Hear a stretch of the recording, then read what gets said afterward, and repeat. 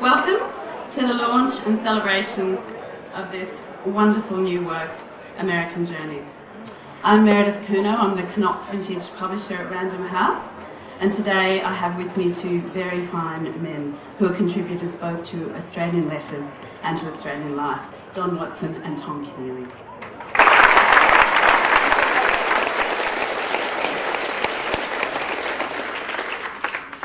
It's a great honour, Don, to have a chance to launch your book, because I've admired you from afar in an entirely masculine, matey way, appropriate to Bronze Anzacs such as ourselves.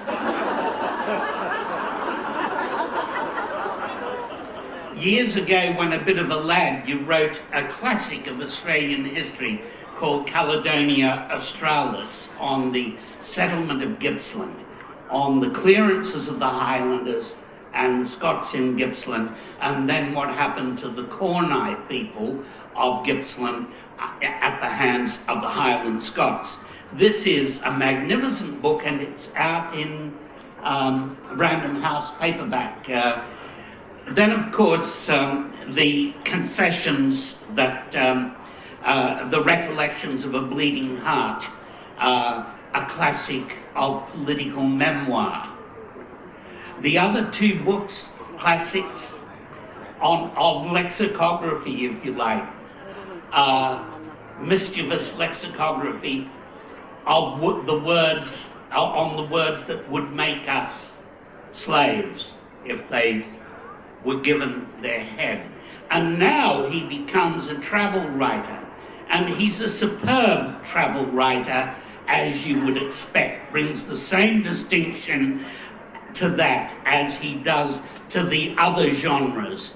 So I'm expecting a novel now. He'll have to adjust to the decline in income associated with writing a novel. But such an elegant writer is doomed to write a novel one day soon. Many books on America begin by wishing it was something other than it was. Begin by wishing it was more like Britain, more like Australia. We'd often want them to be less provincial and less imperial, less convinced of the evil axis and more convinced of the evil done in their name. Watson accepts them for what they are and is light on judgment, and heavy and frequent and incisive on his perception of them. This beautiful work is very intensely observed, and it's full of epigrams. It reminds one of de Tocqueville's great book on democracy in America, and it's a little bit like de Tocqueville with fast food outlets and failing rail system, the Amtrak system, because what happened was that Don went to America on book tour, and he decided he'd try to travel America by Amtrak, and when he couldn't go Amtrak, that is the rail system, and when he couldn't do that, he would go by car. The reason he'd go by Amtrak is that you meet on Amtrak in a failing system the people who can't afford to fly, the people who are unwilling to fly, and the people who are just residual chut-chut nuts. Let me give you a taste of this wonderfully witty book.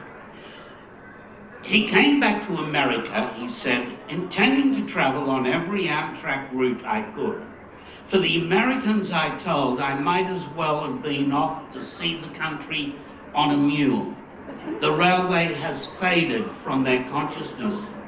Amtrak is the shadow that remains, a netherworld of obsolescence inhabited only by the poor who have no choice, or by purposeless eccentrics with nothing better to do than ride the dinosaur to extinction.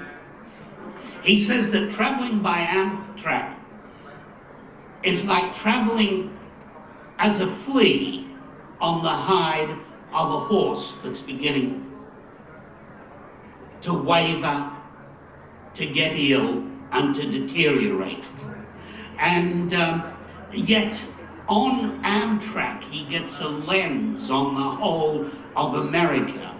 His reflections on Bush's America are very, very interesting on what works there and what doesn't. He finds that from between Richmond and Washington, General Lee's horse would have made it faster than the Amtrak is. I waited at Richmond's Amtrak station with a woman whose train from Washington, where she worked, had been cancelled, and the one she took instead didn't stop at Fredericksburg, where she lived. There was no train back to Fredericksburg until the morning. Born and raised in New Orleans, she said she'd never been conscious of her colour until she joined the Navy and was posted to Maine. She served for 10 years, most of it in Guam, and after 9/11, that experience had set her up for a job in the new Department of Homeland Security. It did seem a strange thing that in the superpowers hub, an employee of Homeland Security, believing in, quotes, accountability and teamwork to achieve efficiencies, effectiveness, and operational synergies, had to spend a night sleeping on a bench in a railway station. And those sorts of ironies resonate through this book.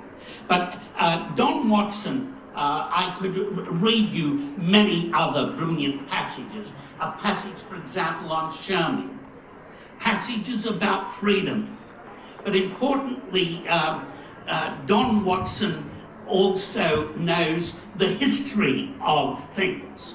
When, for example, in a former brothel in Savannah, which is now a motel, he meets Moby Cockroach, he knows that its forebears were the ones that came from Africa on the slave ships.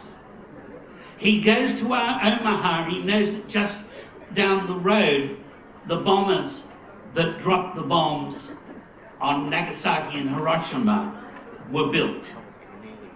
He goes to a little town in New Mexico, and he knows that this is where the atomic bomb comes from. It's also Billy the Kid. He reflects on a power that went straight from being provincial, and America is unique in this regard, to being a world power. It went straight in one generation, 1 or 1.5, from Billy the Kid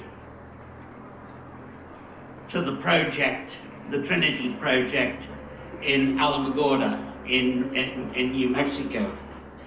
And so I think that this book is so rich in knowledge that it reminds me of talking to Gough Whitlam, who is similarly a polymath. And I think when Don was young, he was bitten on the leg by Gough Whitlam and didn't get the shots for it.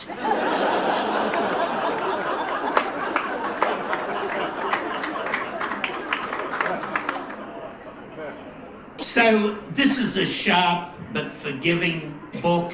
It's full of wonderful characters, taxi drivers, the survivors of Katrina, the people who still hope in America against all the evidence, and above all, the people who believe in the quality of freedom, which we more collectivist Australians don't talk about all the time, but who believe in the possibilities of a peculiarly American version of freedom.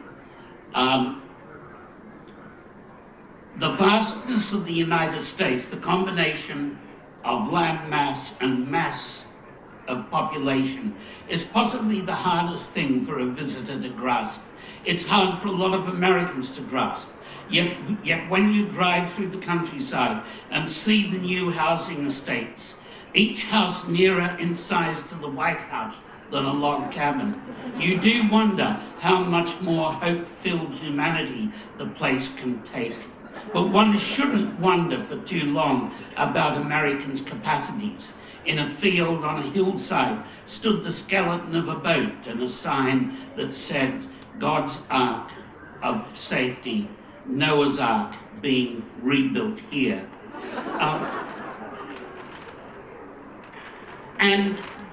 Yet he takes these impulses at their face value, and he has a sharp but forgiving eye to deal with them. He does not mock America for being what it is. He engages with it. Its godliness, even the fact that it will print you a personalized Bible that says, "Yes, Ralph, I shall be with you in the valley of death."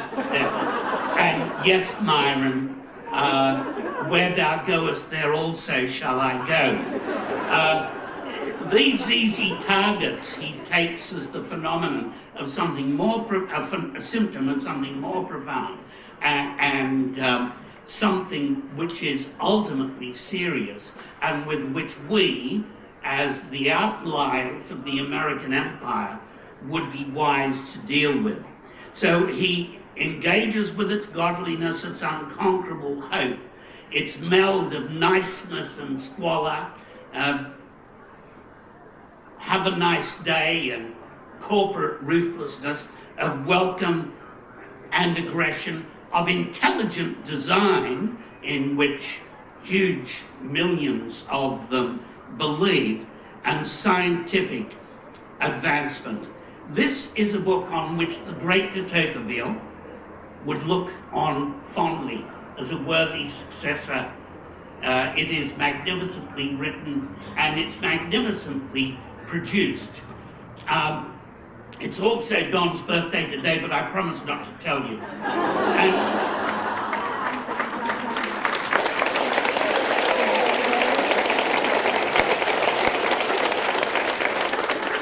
He wanted to show you that the publishers had bothered to put in a red ribbon. They only do that for top authors.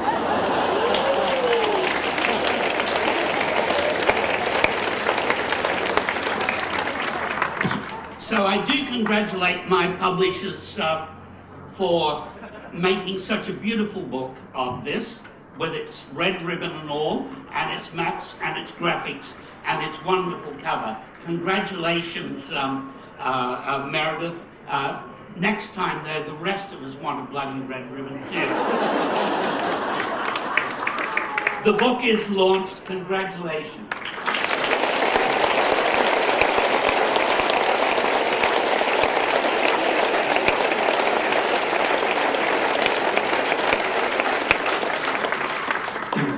Thank you very much, and I never thought that Gough Whitlam had bitten me on the leg, but I know my entire family would agree. It's a great honour, Tom, to have you launch this book. We've never met, and but I was thinking that Bring Larks and Heroes was probably the first book, Australian novel, not written by Ian Idris, that I read. And I soon after read Three Cheers for the Paraclete, and I'm sure on a couple of dozen occasions I've heard people refer to it as Three Cheers for the Parakeet, which is very Australian when you think about it, that the Holy Spirit is a budgerigar.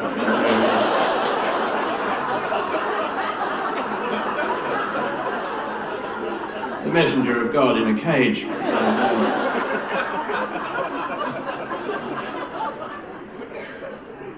But and thinking more about Tom, between those two novels and now, we've seen the rise and fall of sociology, Freud and Jung have faded. Marxism, Leninism, monetarism, Maoism, Levisism, have all really gone, come and gone. Est has gone. A lot of New Age stuff's gone. Structuralist, post-structuralist, management theory, they've all sort of faded. The Berlin Wall's come down. And Tom's still writing stories. He outlasted them all, and in a sense he outwitted them. Because he knew that in the end, as in the beginning, as they say, there is the story. And as Mark Twain said, and Tom knows, the trick is in the telling of it. American Journeys is a story of a kind, or it's a collection of interconnected stories about a land of stories so numerous that it would take 10,000 Toms and 10,000 Tom lifetimes to tell even half of them. Here's a little one from the book. When I was driving in America, and it made me want to get back on the train, I was attacked by a tyre out of a great ruck of trucks ahead of me. The rim of a tyre ran off and came at me, bouncing down the highway. I was doing about 75 miles an hour. I couldn't move left or right because there were trucks on either side. And the choice seemed to be between, it was a choice of ways of dying, that either the tyre would go under the front of my fender and, to use an American expression, and catapult me into the truck beside me or behind me, or it would go straight through the windscreen and kill me a few moments sooner. But it disappeared. I ducked as it was coming at the windscreen. I ducked and there was no impact. It was bouncing, you see. And when I got to New York, I was talking to a black friend of mine who said it was a Borgesian death, that I was in fact dead, that I'd entered into another realm of consciousness. And the same thing had happened to him years ago in a lake when he drowned, swimming out to a beckoning white woman, even though he knew he couldn't swim. It has a sort of, so it was almost immediately interpreted as religious experience, even by a non-believer like this character. Also, it was the sort of thing that happens at the beginning of a film. So this happens in the States. I mean, things seem to take on a greater intensity than they do in other places. Or even the intensity of boredom is greater in America. One of the difficulties, and there were many, about writing in America, but maybe the chief difficulty is not to look hopelessly inadequate in the face of 300 million fiercely independent, autonomous individuals, all with fathers and grandfathers and mothers and grandmothers, and many with psychiatrists and many with psychoses, and all of them with the self to sell, or to realise, or if that doesn't work, with a religion.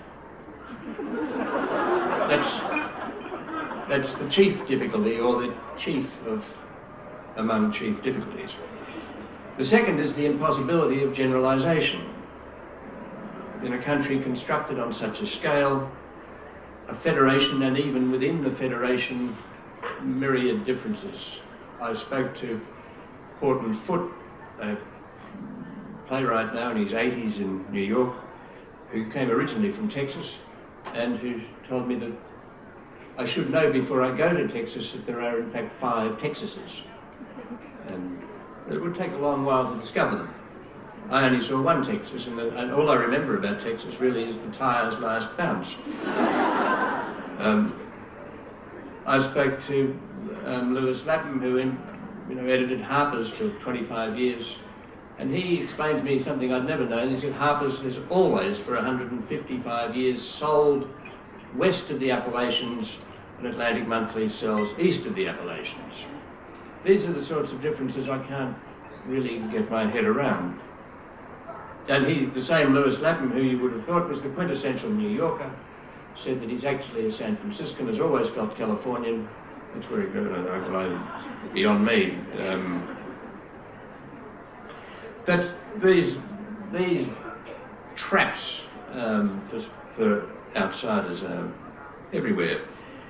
Then there's the problem of America being a place of persistent and never-ending change, of constant migrations, of the capitalist churn, the real capitalist churn, the bottomless capacity for innovation and reinvention of individuals and whole communities, of whole countries.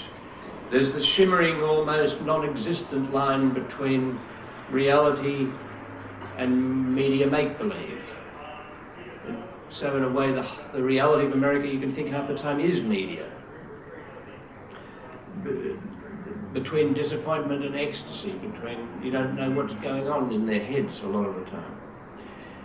There's the fantasy life of Americans, the paranoia of Americans, the provincialism of Americans, the genius of Americans, and the grace of Americans. And there's the temptation to bury all these things in words or graves like contradictions or paradox or endless fascination. In other words, it does force you even more vigorously than it does here into cliche. And there's another almost irresistible temptation, and that is to record one's experience in episodes of bafflement. You know, to be the kind of coy innocent in a land that won't reveal its mind. To call the whole place weird is very tempting. Polls will always be there to show you that 70% of Americans believe in something ridiculous, like monsters or ghosts or talking horses or something of that nature, or believe Satan lives in the laundry or in the golf course or something of that nature. Or they don't know where Canada is or something like that. But I sometimes think this is partly because Americans are the only people who are asked if they believe in monsters or talking horses or where Canada is. And no one ever asks, I've never been asked any of those questions. And if we were to ask the French or the Brazilians or even the Poms, they'd probably cough up something if they were as honest as Americans are. The thing is, we don't want to know what the French think about monsters. We don't want to know what the Brits think about monsters, or the Brazilians. But we do want to know what Americans think about these things. I don't know quite why. I just decided I would tell you about the difficulties.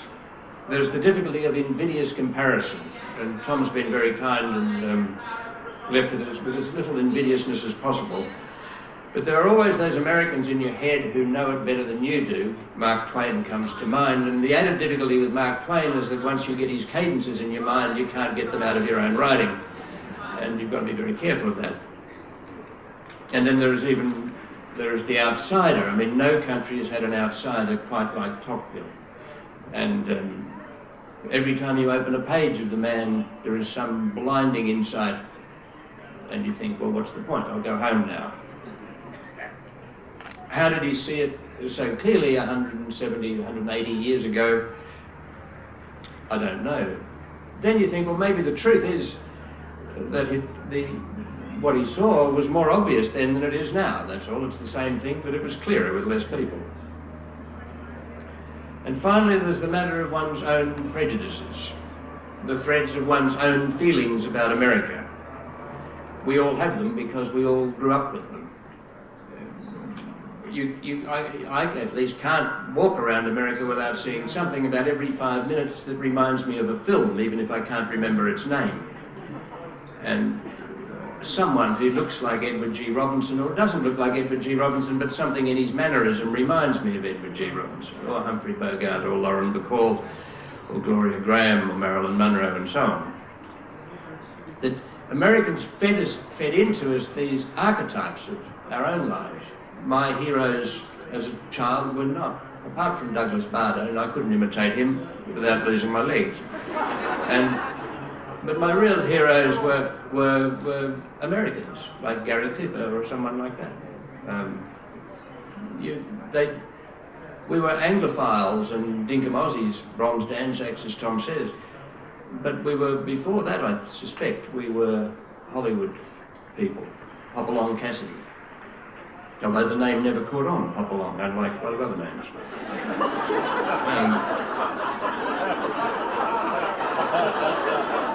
Hopalong Varda would have been a very good name.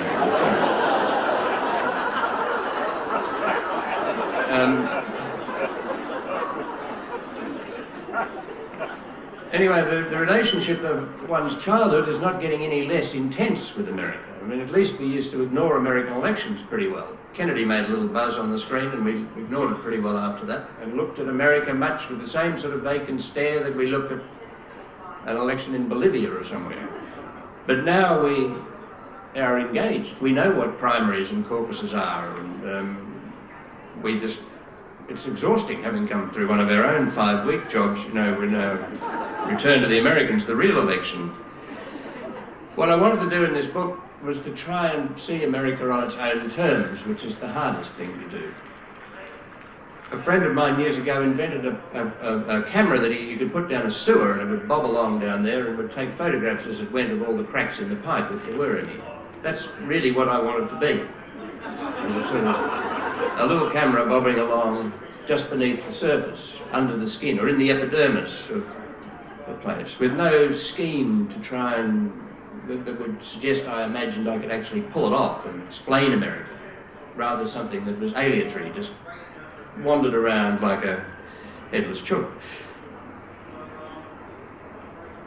For the conclusions I reached, you'll have to read the book, but I'll say this much about it, that I don't think it's entirely fanciful to say that America is, in certain essential ways, the very same place it was when Tocqueville saw it in 1831.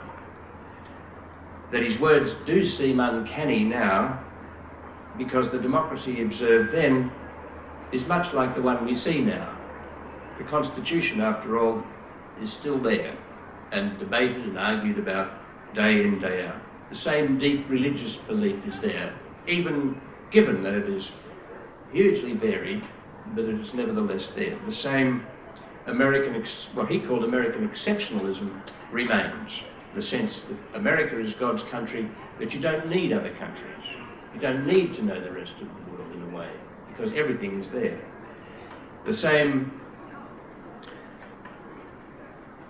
individual seeking self-realization. The same leviathan of millions with the president, of autonomous individuals with the president, the last autonomous individual on top like a cherry. The same energy of the democracy is there as it was then. And there's another thing, the other conclusion I reached is this, that actually whatever you might feel about America, all the problems I have with the place, I actually feel energized by the place. Maybe it's just succumbing, but once I'm there, I feel like I don't feel anywhere else on earth. And when I try and work out why, it's because I feel freer there. I actually feel some sort of weird adolescent freedom, almost guilty. Like you can do anything you like. You can get a gun and shoot someone. There are plenty of guns there. You know, you can believe in anything you want. We tend to discount the word freedom in the way Americans use it, particularly when George W. Bush uses it. But because it does mean something to Americans that I don't think it does mean to us. And if you stay there for a little while, it begins to swamp you. I think Nelson Algren said about Chicago that to love Chicago is like loving a woman with a broken nose. Now, you wouldn't get away with that these days, but I just have. And I think it's a bit like that with America, that you do love it like someone with a broken nose. He was getting around with Simone de Beauvoir at the time, so I suppose he was fairly free to say such things. Now, to come back, coming over here yesterday on the plane, there was an episode of Mythbusters showing. I don't know whether you've ever seen Mythbusters, but they bust myths in amazing ways. And the one they were demonstrating yesterday was what would happen if a piece of tyre flew off a truck and it came through a windscreen. And they went to great lengths to do this. And eventually they got it just right. And there was the head in the windscreen and the wheel spinning like mad, and he fed the outside of the tyre in. And I was just... It went straight through the windscreen and knocked the bloke's head right off. Totally cleaned him up. And I felt vindicated in a way that... But you see how, you know, these things happen in America, but there's always someone to comment on America. You know, there's always, as fast as something happens, there is someone telling you what it means. You might think that they're just getting around in a fog, but actually they're very acute. And I work on it. I mean, it seemed to me that the Mythbusters is really like a Jamesian pragmatism taken into a TV show.